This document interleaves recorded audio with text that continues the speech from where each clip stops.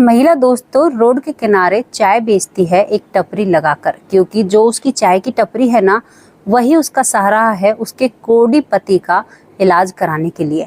अब उसका रोज का रूटीन होता है, जैसे ही वो चाय बेच रही थी तभी बाइक से कुछ मनचले आते हैं और वह उस महिला से कहते हैं कि क्या हम यहाँ पर बैठकर अपनी शराब पी सकते हैं या एक पार्टी कर सकते हैं। तो महिला कहती है कि भैया, आपको क्या ये जगह शराब पीने जैसी लग रही है? मेरे ग्राहक नहीं आएंगे और आप ऐसा क्यों बोल रहे हो?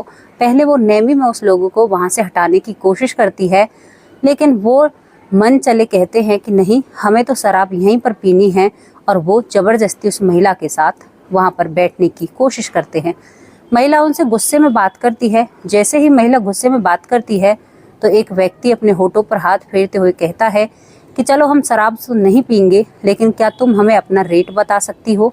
हम तुम्हें पैसे देने के लिए तैयार हैं, तुम क्या हमारे साथ कुछ वक्त बिता सकती हो? महिला चाय की केतली अपने हाथ में उठाती है और कहती है कि तुम्हारे घर में तुम्हारी माँ बहन नहीं है, और कहती है कि सर को फोड़ दूंगी। समझ रहा हो कि मैं एक लाचार महिला हूँ? मैं लाचार महिला नहीं हूँ, तुम्हें मैं सबक सिखाकर छोड़ूंगी। जब ये बातें मनचले सुनते हैं तो और भी उसके साथ गंदी हरकतें करने लगते हैं।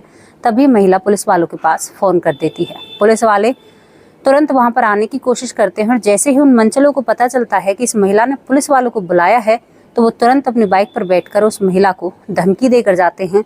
कहते हैं कि आज तो तू पुलिस वालों की वजह से बच गई, लेकिन तेरा रोज का काम है और हमारा यहाँ से रोज का निकलने का काम है। हम भी तो देखते हैं तू कितने दिन बचेगी। हम महिला दोस्तों चिंता में आ जाती है। कहानी कुछ इस तरह है कि क्या वह महिला वहाँ पर डर डर कर जिएगी या अपनी टपरी वहाँ से हटा लेगी? क्या आगे वो महिला करेगी एक 4 लोगों की धमकी से? ये सब कुछ आप लोगों को जानना है तो वीडियो में आगे चलना होगा। काफ़ी समझदारी भरी बातें इस वीडियो में है। आपको जीवन का एक पाठ पढ़ाकर ये वीडियो जाएगी। तो कहानी में आगे चलते हैं। कहानी की शुरुआत होती है दोस्तों उत्तर प्रदेश के हरदोई से। हरदोई में एक गांव होता है और गांव में एक रजनी नाम की लड़की होती है। लड़की नॉर्मल परिवार से है, ज़्यादा कुछ उनके पास है नहीं, और लड़की भी अपने माँ बाप के संग मेहनत मजदूरी करती है। मिडिल क्लास है, छोटा सा ज़मीन का टुकड़ा है, उसी में पूरा परिवार मेहनत करता है, किसानी करता है, और वहीं से उनका पालन पोषण हो रहा है। रजनी जब बड़ी हो जाती है तो बेटी ज़्यादा पढ़ी लिखी नहीं है, तो रजनी के पिता का सोचना होता है कि चलो अब बेटी की शादी कर दे। शादी के लिए लड़का तलाशा जाता है तो एक लड़का मिलता है जिसका नाम संदीप होता है। दोस्तों संदीप अकेला था, ना ही उसकी माँ, न पिता, न बहन, न भाई। तो यहाँ पर रजनी का पिता संदीप से अपनी बेटी की शादी कर देता है।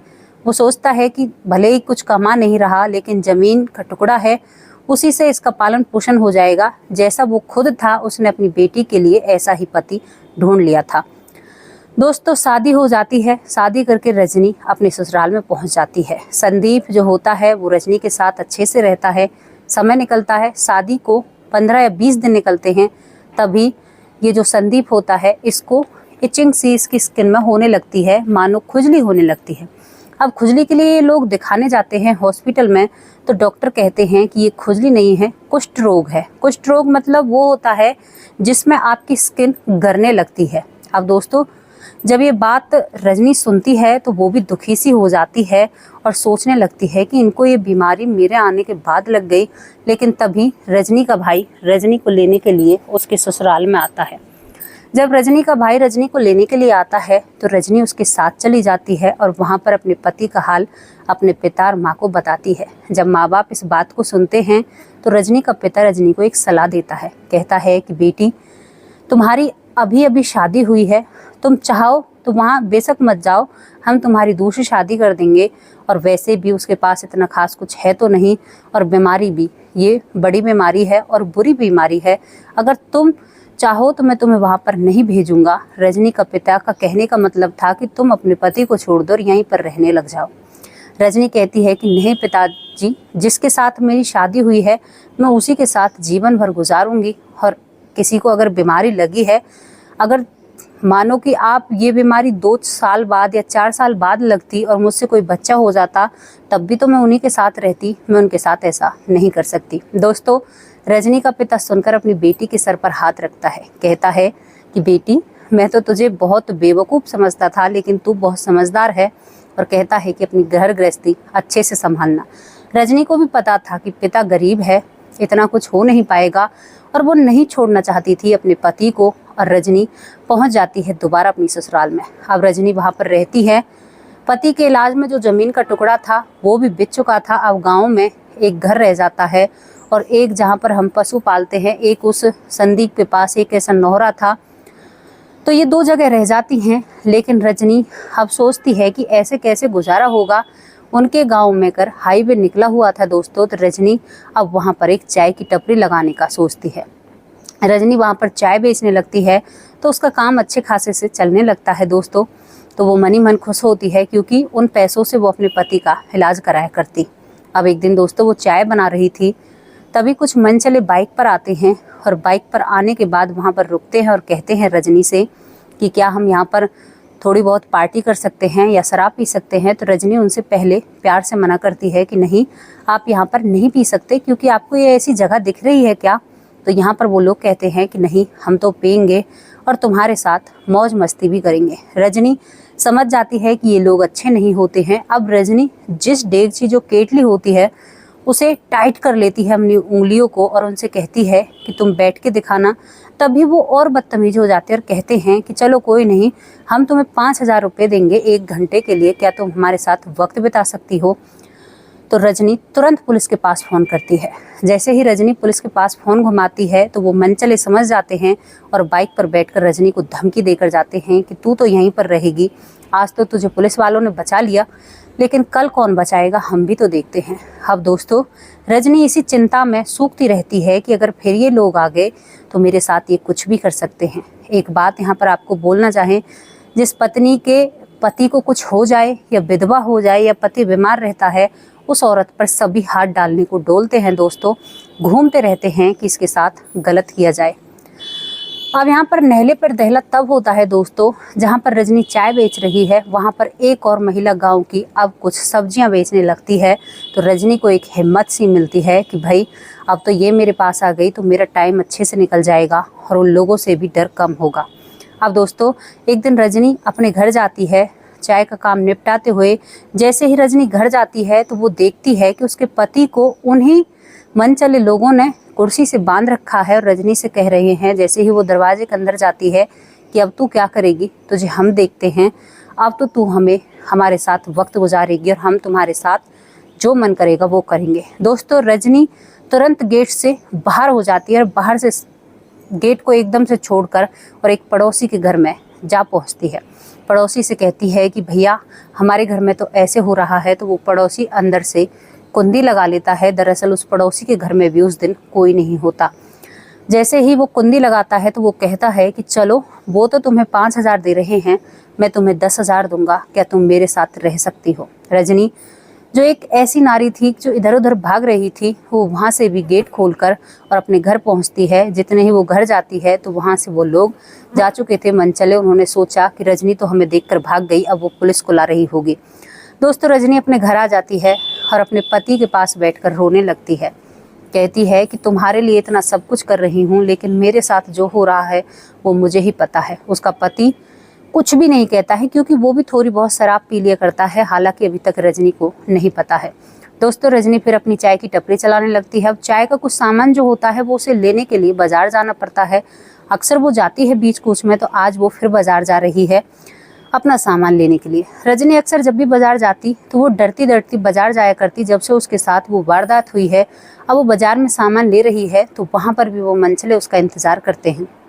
रजनी उन्हें देखकर डर जाती है और उनसे छुपने की कोशिश करती है, लेकिन वो सभी उसके इधर उधर घूमने लगते और कहते हैं कि अब कहाँ जाओगी मेरी मैना, अब कहाँ जाओगी मेरी तोता।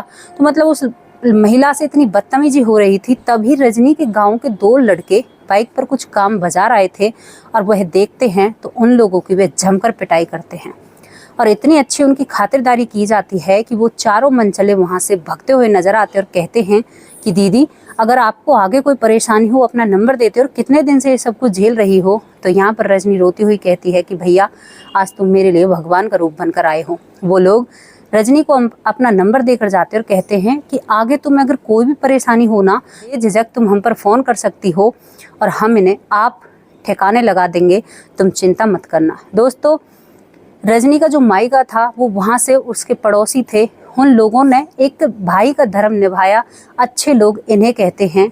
इस कहानी में दो लोगों के किरदार हैं, बुरे लोगों के भी हैं और अच्छे लोगों के भी हैं।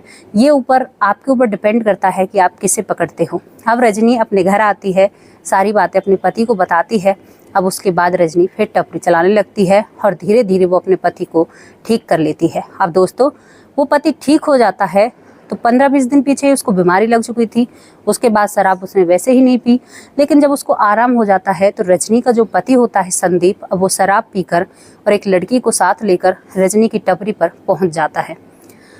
जैसे ही रजनी की टपरी पर पहुंचता है तो कहता है कि ये मेरी गर्लफ्रेंड है और तुम इसकी ध्यान रखोगी, खातिरदारी करोगी।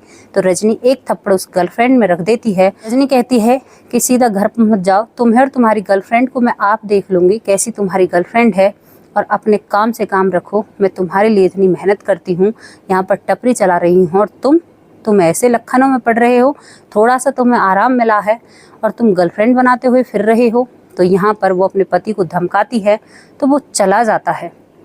अब रजनी टपरी बंद कर कर घर जाती है और अपने पति संदीप को समझाती है कि मैं तुम्हारे लिए इतनी मेहनत कर रही हूँ और तुम ऐसा कर रहे हो। तो यहाँ पर जब वो नहीं मानता है रजनी की बातें, तो रजनी उसकी एकदम से दवाई बंद कर देती है।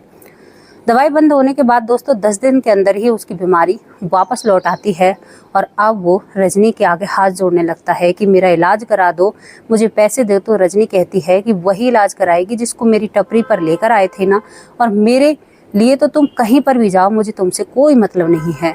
अब यहाँ पर जो संदीप होता है वो रजनी के हाथ पैर जोड़ने लगता है, कहता है कि अब की बार माफ़ कर दो, बिल्कुल सुधर गया हूँ, कभी भी कोई गलती नहीं करूँगा। और दोस्तों, रजनी अपने पति का इलाज कराती है। इलाज होने के बाद ठीक हो जाता है संदीप, और संदीप भी रजनी का उस टपरी पर हाथ बटाने लगता है और दोनों एक दूसरे का साथ निभाते हुए उस टपरी को दोस्तों एक दुकान के रूप में और दुकान के रूप से दोस्तों उसे एक बहुत बड़े कॉफ़ी शॉप में वो दोनों बदल देते हैं। जो कल तक गरीब थे आज वो अमीर हो गए और बहुत अच्छे से अपनी ज़िंदगी काटते हैं। दोस्तों, ऐसी ऐसी कहानी हमारे आसपास हो जाया करती हैं जो बिल्कुल फिल्मी लगती हैं, लेकिन ये सत्यता पर आधारित होती हैं। तो क्या कहोगे इसके बारे में? इस कहानी में कई किरदार आए। एक किरदार उस पड़ोसी का था जो वक्त का फ़ायदा उठा रहा था, मौके का फ़ायदा उठाना इसे कहते हैं। एक वो मनचले जिन्हें ये नहीं पता कि कोई कितनी परेशानी के साथ अपनी ज़िंदगी गुजार रहा है। दूसरे वो पड़ोसी गांव के जिन्होंने एक गांव की बेटी को अपनी बहन माना और पूरा फ़र्ज अपना निभाया और उसकी मान सम्मान और इज़्ज़त का ख्याल रखा। तो आप कौन सा किरदार बनना चाहते हो, आप अपनी राय कमेंट बॉक्स में ज़रूर रख सकते हैं। कल फिर हाजिर होंगे एक और ऐसी ही सच्ची और अच्छी स्टोरी के साथ। तब तक के लिए नमस्कार, जय हिंद, जय भारत। और दोस्तों, आपकी राय, आपकी कमेंट हमें बहुत अच्छे लगते हैं, ऐसे ही हमें सपोर्ट कीजिए। जय हिंद।